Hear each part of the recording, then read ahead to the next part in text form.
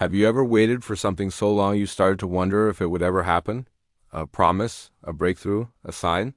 Today, let's dive into a story about a man who waited his entire life for one single moment. We're in Luke chapter 2. Jesus is just a baby, only a few weeks old. Following Jewish law, Mary and Joseph take him to the temple in Jerusalem to present him to the Lord. The law stated that every firstborn male was to be consecrated, set apart for God. Now, Mary and Joseph were not wealthy. The law allowed for a lamb to be sacrificed, but for those who couldn't afford one, a pair of doves or 2 young pigeons would suffice. This is what they brought.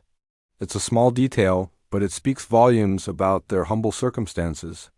They gave what they had, honoring God with their simple, faithful obedience. Here's where the story takes a beautiful turn. In Jerusalem, there was a man named Simeon. The Bible describes him as righteous and devout. He wasn't just a good guy. He was a man deeply connected with God, and the Holy Spirit was upon him. Simeon was living with a profound sense of anticipation. He was waiting for what the Bible calls the consolation of Israel, the comfort, the rescue that God had promised his people. But it was more personal than that. The Holy Spirit had made a specific promise to Simeon.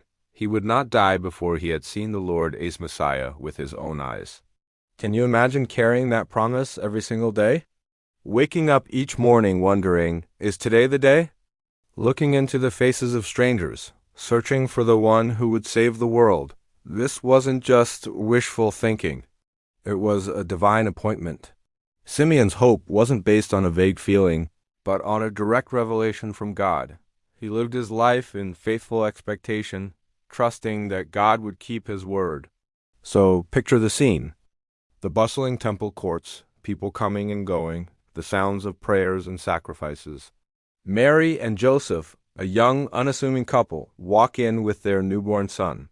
They look like any other family there to fulfill their religious duties.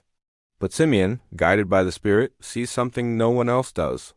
He sees the fulfillment of a lifelong promise, the hope of all creation, held in the arms of a young mother. Simeon's story teaches us so much about waiting on God. It's not a passive, empty wait. It's an active, hopeful, Spirit-led anticipation. He stayed close to God, listened for his voice, and was ready when the moment arrived. What are you waiting for God to do in your life?